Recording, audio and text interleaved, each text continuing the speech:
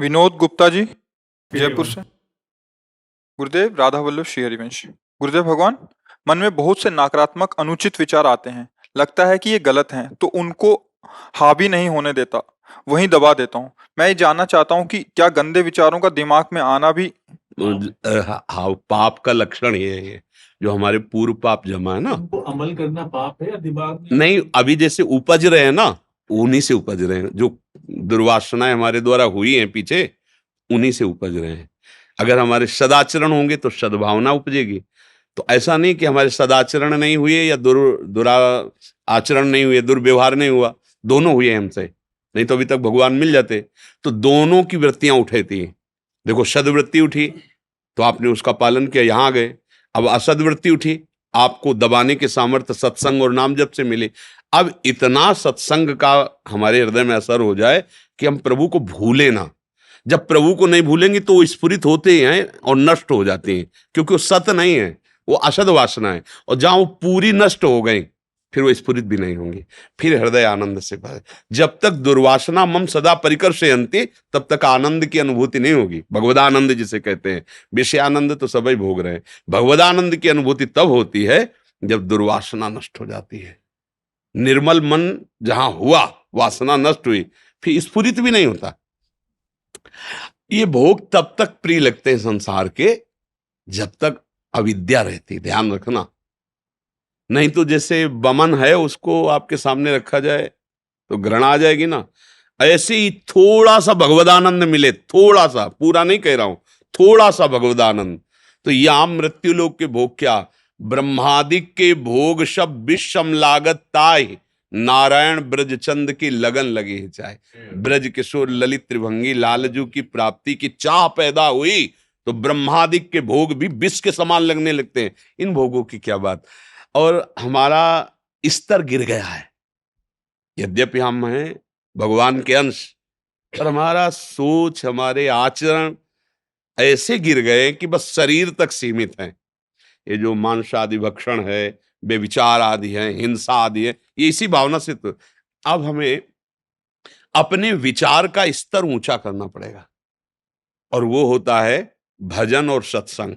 जैसे पंछी दो पंखों से आकाश की यात्रा करता है, ऐसे उन्नति का मार्ग लौकिक और पारलौकिक दो हैं, एक तो हरिभजन और दूसरा सत्संग। अगर सत्संग मिलता रहे और हरिभजन होता रहे तो आप अध्यात्म की ऊंचाई पर चढ़ जाएं। फिर काम क्रोध आदि दोष आपको छू भी नहीं पाएंगे, असद वासनाएं जड़ से नष्ट हो जाएंगी, हृदय एकदम निर्मल आनंद। शरीर रोग ग्रसित, लोग अपमान कर रहे हैं, खाने पीने की व्यवस्था नहीं, सुरपति नरपति लोकपति जिनके भावे घास, और रहे परम आनंद में तज सब ही की आस। एक अद्भुत अध्यात्म में एक अद्भुत आनंद होता है। ये जादू टोना वाला मार्ग थोड़ी है, सत्य सच्चिदानंद मार्ग है।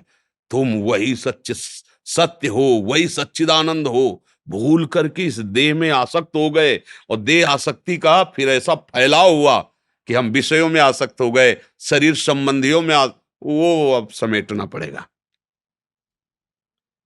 सुरक्षित रहने के लिए जैसे कछुआ को ऐसे करो तो तुरंत वो अपने कवच के अंदर आ जाता है। अब आ गया समय कवच के अंदर आने का। मनुष्य जीवन का परम लाभ, लौटो, अंतर्मुख बनो और भगवान के चिंतन में, प्रियालाल के चिंतन में लगो, सब मंगल होने लगेगा, सब आनंद मिलने लगेगा। अभिषेक शर्मा जी, मथुरा से। राधे राधे। राधे राधे महाराज जी, आपके चरणों में कोटि कोटि प्रणाम। महाराज जी, मैं जहां से दीक्षित हूँ, क्या मेरी पत्नी भी वहां से दीक्षा ले सकती है, या वो उसको किसी और गुरु नहीं बना सकती? ये भजन का मार्ग, इसमें पति पत्नी इन सब भावों का कोई, अगर मान लो आपको राम प्रिय है, उसको कृष्ण प्रिय है, दोनों राम कृष्ण जपो, कोई परेशानी नहीं। भजन करना है। देखो, संतों से जुड़ा जाता है केवल भजन के लिए, भगवत मार्ग के लिए। व्यवहार नहीं करना चाहिए संतों से। नाम लो, मंत्र लो, अपने घर जपो जाके, उनकी आज्ञा का पालन करो। ये व्यवहारिक जैसे रिश्ते नाते नहीं बना लेते ऐसे संत नहीं। तो चाहे जहां से ले लो, चाहे जहां से, तुम और कहीं से ले लिए, उसने कहीं और से ले लिए। नाम जप करना, घर में खूब जैसी आज्ञा संतों की वैसे भजन करो, सत्संग सुन लो, उनकी आज्ञा का पालन करो। ज्यादा व्यवहार करने की जरूरत नहीं। श्रवण कुमार जी, राधा वल्लभ श्री हरिवंश। गुरुदेव आपके चरणों में कोटि कोटि प्रणाम।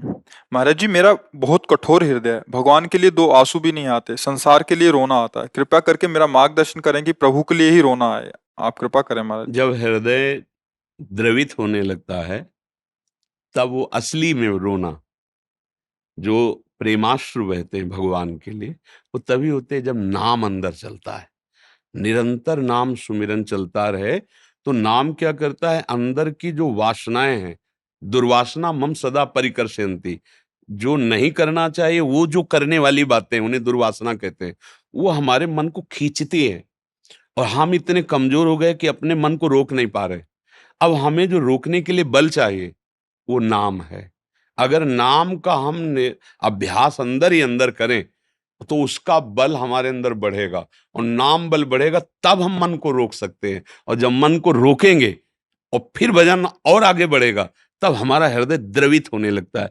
द्रवित माने प्रेम से युक्त। तो अपने मालिक के, अपने स्वामी की याद करके रोना, जैसे कोई दिल को मसला करे।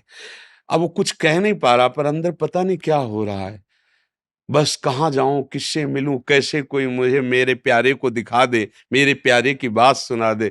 वो तब रोना आता है। पहले हमारा अपनापन तो प्रभु से हो, अपने के लिए रोना आता है ना। अभी हमारा शरीर अपना है, इंद्रियों के भोग अपने हैं, परिवार अपना है, तो मालिक के लिए, प्रभु के लिए रोना कैसे आए।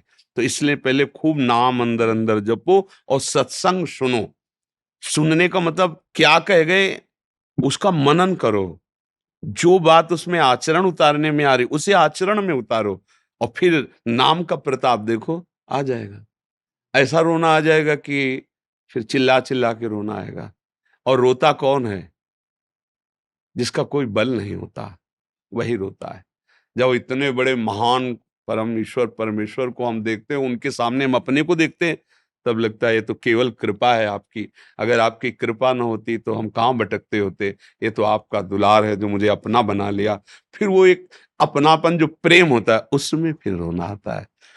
अभी भगवान की कृपा से आपको ये तो समझ में आ रहा है कि हमारा हृदय कठोर है, नहीं समझे में नहीं आता है।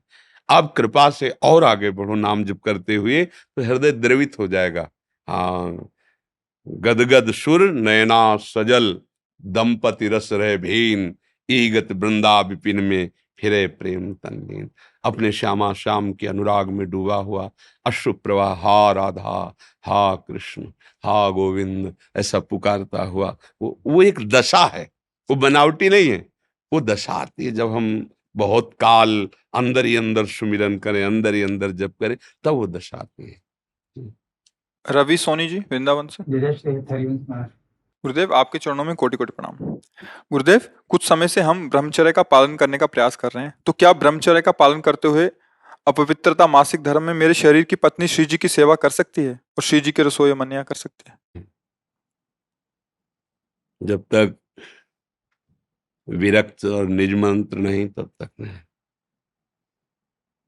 क्योंकि वो तो गृहस्थ में ही ना, तो गृहस्थ धर्म का पालन करो। मासिक धर्म में 3 दिन तक श्री जी की सेवा या रसोई सेवा निषेध, अपवित्र माना जाता है शरीर को।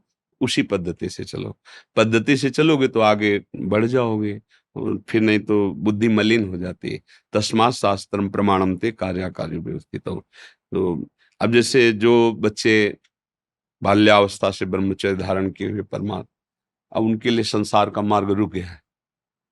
आपने गृहस्थी भोगा है, आपने संसार को भोगा है, तो उसी पद्धति से चलोगे तो ऊपर चढ़ जाओगे। तो मासिक धर्म के समय माताओं बहनों को चाहिए कि 3 दिन कम से कम ठाकुर सेवा रसोई सेवा ये सब न करें, इसके बाद पवित्र होकर फिर अपनी दिनचर्या में करें। अमित शुक्ला जी, हरद्वाई से।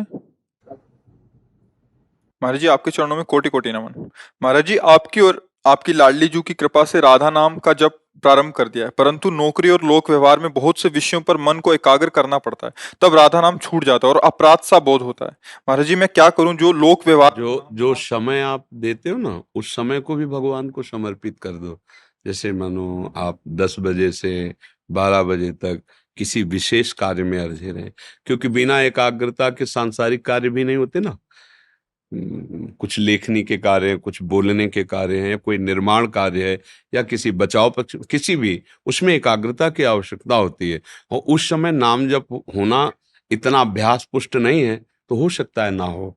लेकिन जो आपने 10 बजे से 12 बजे तक कार्य किया वो हमारे प्रभु का किया ना, तो उसको 10 बजे से 12 जब आपको याद आया राधा राधा हे प्रिया जो 10 से 12 के बीच में जो आपका विस्मरण हुआ और जो भी कार्य हुआ वो आपके चरणों में समर्पित है। इसे समर्पण भक्ति कहते हैं। ये केवल भावुकतावश नहीं कह रहे, भगवान का आदेश है। ये तो सर्वाणि कर्माणि मयि सन्न्यस्य मत्पराः। सर्वाणि कर्माणि, केवल भजनानि कर्माणि नहीं कहा, केवल शुभानि कर्माणि नहीं कहा, ये तो सर्वाणि कर्माणि यत करोषि यज्जु होषि, यत मन जो भी तुम्हें सेवा मिली है, जो कर्तव्य कर्म मिला है, जो डिपार्टमेंट मिला है, किसान हो, जो भी उस सेवा में एकाग्रता करने पर अभ्यास की कमजोरी के कारण हो सकता है विस्मरण हो जाए, पर हम प्रभु की प्रसन्नता के लिए वो कर्म अर्पित कर दे तो वही भजन हो जाता है। इसे भागवत धर्म कहते हैं। नवयोगेश्वर एकादश स्कंद भागवत में पढ़ के देखना, नवयोगेश्वरों ने बताया भागवत धर्म का स्वरूप कि मन से, बुद्धि से, चित्त से, अहंकार से, अनेक जन्मों की वासनाओं से स्वभाववश जो होता है वो सब परम पुरुष भगवान नारायण को समर्पित कर देने से भागवत धर्म, और भागवत धर्म करने वाला भगवत प्राप्त होता है। इसलिए ये चिंता तो करो मत। हाँ, अभ्यास बनाओ और बढ़िया अभ्यास बनाओ कि बीच बीच में इतना लंबा समय न चला जाए कि 2 घंटे हो गए एक बार भी राधा नहीं कहा। हमें निराश तो नहीं होना, पर हमें इतने पे राजी भी नहीं हो जाना 5-10 मिनट बाद राधा, तो हमारा समय में ब्रेक तो लग गया कि भाई 10 मिनट बाद हम एक बार राधा बोल दिए, अब फिर 10 मिनट बाद एक राधा। अगर हम इतना सावधानी कर ले कि हर 10 मिनट में एक बार राधा बोल दें तो मुझे लगता है बहुत जल्दी आपको लाभ अनुभव में आने लगेगा।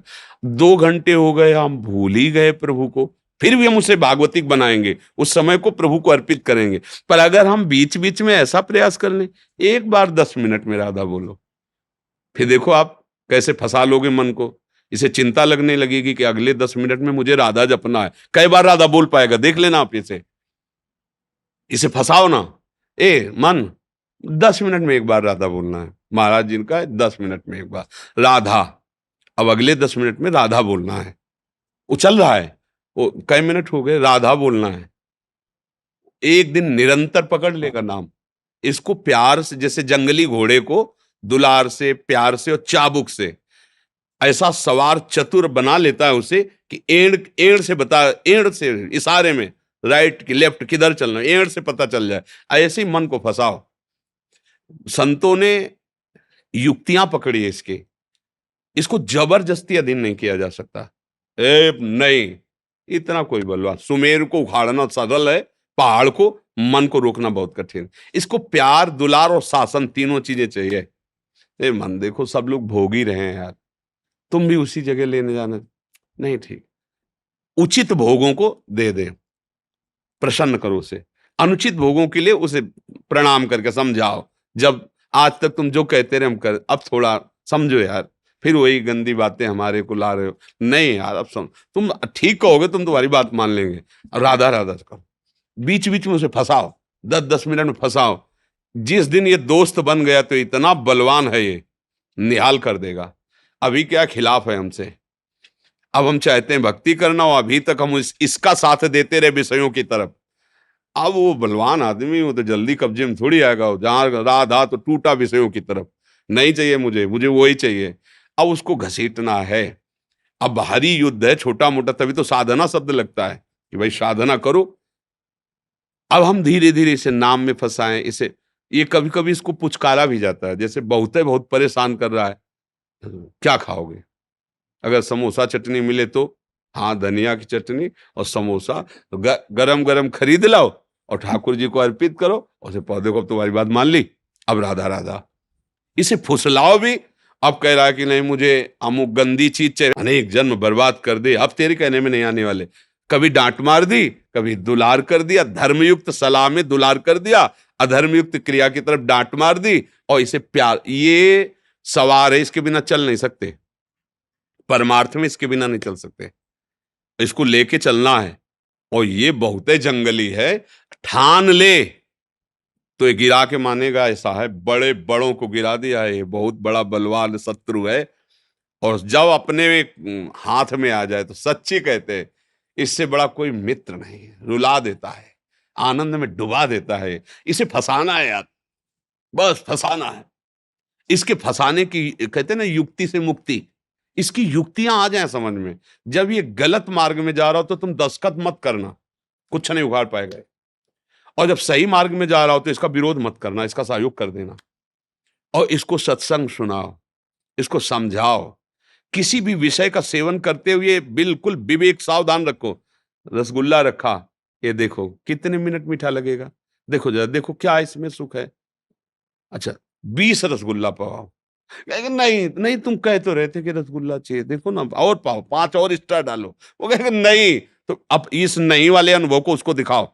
देख रहे हो ना, अब दोबारा जल्दी हमसे हाँ मत करना, नहीं अब की 30 बढ़ा देंगे, चाहे उल्टी भले हो जाए। लेखा मतलब कभी कभी इसको शिक्षा भी देनी होती है। एक साल तो भगवान के मन में आई भिक्षावृत्ति रहती कि यार कभी मेवा पड़ी खीर खाने को मिले, मांगा तो रोटी मिल जाती थी टुकड़े। तो एक गृहस्थ के यहाँ देखा 8-10 भैंस गाय बंधी थी। बोले हमारी एक प्रार्थना है, बोले बोले 10 आदमियों के लिए आप खीर बना सकते हो? तो उनका हाँ महाराज। तो बोले कितना समय लगेगा? बोले 2-3 घंटे में अभी तैयार करते हैं हम। बोले हम आ जाएंगे। तो बोले 10 आदमियों को लेके आ जाएंगे। बोले वो तुम्हारी बात, तुम 10 आदमियों के लिए खीर बनाओ। बना दी, अच्छी गृहस्थ आदमी श्रद्धालु था, मेवा वेवा डाल कमरे में। बोले आप सब लोग बाहर चले जाओ। तो बोले और 9 आदमी कहाँ हैं? बोले यही। और भगोने में खीर थी 10 आदमियों की। शुरू किया तो जितना पेट था उतना तो भर गया। और कहने लगा बस। बोले नहीं, खीर खीर खीर, भजन नहीं करने दे रहे, खीर अब खाओ। अब खा, उल्टी हो गई, एक सीमा है, रोमांच हो गया जिंदगी में, खीर नाम से मन कांप गया, नहीं खाला। ये कभी कभी जैसे ऐसे हट करेला तो ऐसा भी कभी कभी, अच्छा तुम्हें समोसा चाहिए, 20 समोसा, एक रोटी नहीं देंगे, समोसा ही खा, तू खा, देखे कितना। वो कहेगा नहीं, तो फिर कहो ये अनुभव नोट कर, ये नोट कर कि इसमें सुख नहीं है। अगर इसमें सुख होता तो नहीं क्यों बोल रहा है? विवेक अगर साथ रखोगे तो हर जगह ऑपरेशन कर पाओगे। इसका ऑपरेशन कर लिया तो निकल जाओगे। कोई भी भोग हो अंत में तुम्हें घृणा पैदा करता है, देख लो। बहुतायत बंद करो यार, हर हर विषय में बस वो अनुभव पकड़ो उसको, और उसी को उसी की डायरी में लिखाओ, ए देख अमुक समय में इतना भोग भोगने के बाद तूने कहा था नहीं, अब क्यों? अगर सुख होता तो उस समय तू प्रसन्न क्यों नहीं हुआ था? तू जला क्यों? तू परेशान? यही बातें उसके सामने रखोगे तब वो रुकने लगेगा। जब सामने, और फिर शासन में एक दिन सच्ची ऐसा आता है कि पूरे विश्व में कोई भी भोग ऐसा नहीं कि उसके मन को खींच पावे। नहीं तो भगवदानंद मिले ही ना, भगवत प्राप्ति हो ही ना। निर्विषय हृदय में भगवान का प्रादुर्भाव होता है, वो भगवान की कृपा से हो जाता है। महर्षि जी, कुछ भक्तों ने आपके श्रीमुख से नाम चाहा था। हम तो वृंदावनवासी, राधा उपासी, राधा वल्लभ सी हरिवंश, राधा राधा राधा। आपको जो गुरु प्रदत्त नाम मिले, खूब नाम जप करो, नाम ही सर्वानंदमय है। और डरो मत, झुको मत, निराश मत हो। भगवान के बच्चे हैं, कोई साधारण नहीं हम सब। सच्चिदानंद भगवान के अंश, अगर चूक हो गई तो अगला जन्म मिलेगा। हम हर प्रयास करके अगले जन्म में भी थामे। एक तो हमें चांस ही नहीं देना, पर हमें घबराना नहीं है। अब कोटि जन्म लग रगर हमारी, बरऊं शंभुनता राहु कुमार। आप तो भगवत प्राप्ति करके ही रहेंगे, कुछ दुर्लभ नहीं है। ठान लो, जब पक्का इरादा कर लोगे ना, कुछ दुर्लभ नहीं। अभी इरादे में थोड़ी कमजोरी है, इसीलिए है। किया इरादा पक्का। जब घर से निकले थे ना, पहले ही दिन सुबह सुबह मन ने हमारे हालत खराब कर दी। पहले तो वैराग्य एकदम, ये पूर्व का जन्म का कोई था वैराग्य, जो ही गांव के बाहर निकले सो ही घबराहट पैदा हो गई। रहेंगे कहाँ? यहाँ तो अम्मा भोजन दे देती, वहां भोजन कौन देगा? किसके साथ रहेंगे? कहाँ रहेंगे? कैसे मतलब? एकदम घबराहट। अरे मुझे तो मार दिया, अभी पहले ही कदम निकला है और इसने तो मार दिया। तुरंत अंदर से भगवत कृपा से आया, भगवान रखेंगे सारे विश्व का भरण पोषण, वो जहां रखेंगे जैसे रखेंगे भगवान ने आजीवन वो निर्वाह। भरोसा, इसकी सलाह में मत रहना, मन की सलाह। ये बहुत बेईमान आदमी है, जब तक भगवत प्राप्त नहीं हो जाता यही आपको सलाह दे के गिरा देगा। नहीं तो ये थोड़ा सपोर्ट कर दे तो निकलने में देर नहीं लगेगी। और आप सब बड़े भाग्यशाली हैं। नहीं, आज के कलयुग में कोई संत संग करना चाहे, भजन करना चाहे, फुर्सत नहीं है, लोग गालियां देते हैं। आज देखो कैसा वातावरण है। बुद्धि इतनी भ्रष्ट है, ना माता पिता को मानते हैं, ना पूज्य जनों को मानते, फिर साधु महात्मा गुरुजन और शास्त्र, ये तो और आगे की बात है। ये तो बड़ी कृपा है कि अभी आपकी बुद्धि काम कर रही है, जो संत समागम प्रिय लग रहा है, जो शास्त्रीय बातें आपको सुनना अच्छा लग रहा है, आप राधा राधा जपना चाहते हो, ये बड़ी कृपा है, बड़ी कृपा है।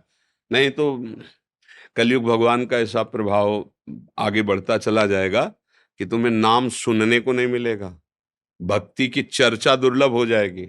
धीरे धीरे शास्त्रों का गूढ़ रहस्य गुप्त होता जाता है। आप देखिए, शास्त्रों का गूढ़ रहस्य गुप्त होता जाता है, बाहरी बातें आती चली जाती हैं और वो शास्त्रीय बातों को संसारिकता में उतारते चले जा रहे हैं। वो जो अब नई पीढ़ी है, इस संसारिकता को देख के क्या उस गूढ़ महामहिम प्रभु की तरफ वो सोच पाएगा, बिगड़ता चला जा रहा है। ये कलयुग का प्रभाव है, जहां से हमारा बनना है वहीं हमारा सब बिगड़ रहा है। अभी थोड़ा कृपा है तो आप लोग सावधान होकर कंठी तिलक बांधे हो चल रहे, आगे आगे इसकी भी सामर्थ्य नहीं रह जाएगी कि हम परमार्थ पे चल सके। कहाँ चले, कैसे चलें, बताने वाला नहीं मिलेगा, समझाने वाला नहीं मिलेगा। आने तो दो समय, धीरे धीरे समय। देखो, एक से एक बड़े महापुरुष हमारे भारत में हुए हैं और हैं, और भगवान कृपा करें आगे भी होते रहें। बिना संतों के शास्त्रों का रहस्य समझ में नहीं आता, क्योंकि जो अनुभव हुआ तभी तो बात समझ में आएगी ना। पढ़ी लिखी हो, पीएचडी करने से शास्त्र समझ में नहीं आते। शास्त्र तो समाधि भाषा है ना, वो कोई पढ़ने लिखने से थोड़ी समझ में आते हैं। वो तो उसका जो साक्षात्कार हुआ, जो लिखा हुआ है, उसी का साक्षात्कार हो। अब वो जो बोलेंगे तो भूत जैसा लग जाएगा तुम्हारे दिमाग में, तुम्हारा परिवर्तन करके रहेगा वो, क्योंकि केवल भाषण नहीं है, वो हृदय का विषय है। केवल भाषण से परिवर्तन नहीं होता, हृदय के विषय। खूब नाम जप करो और इस जन्म में भगवत प्राप्ति करना, ऐसा इरादा पक्का करो। कुछ काम नहीं है मुश्किल, जब क्या इरादा पक्का। आप तो भगवान को नहीं जा, भगवान हमारे पिता है, हमारे स्वामी है, हमारे हृदयेश्वर है, हम उनके अंश है यार, उनसे कैसे नहीं मिल सकते। अपने बाप से मिलने के लिए कोई लायकात की जरूरत है क्या? पर हम स्वीकार तो करें कि वो हमारे हैं, वो मिलने के लिए तैयार है। राधा वल्लभ। अच्छा, फिरोजाबाद में न्यायाधीश है हमारे जी। धन्यवाद, धन्यवाद, धन्यवाद। जो न्याय का विषय उसे समझते रहना, बढ़ जाइए, बढ़ जाइए। अपने अपने जीवन का न्याय आपके ही हाथ में है, दूसरे जीवनों का तो है ही जो सामने आते हैं। ये आपकी सेवा है और इसका फल होना चाहिए कि हमारा न्याय हो जाए।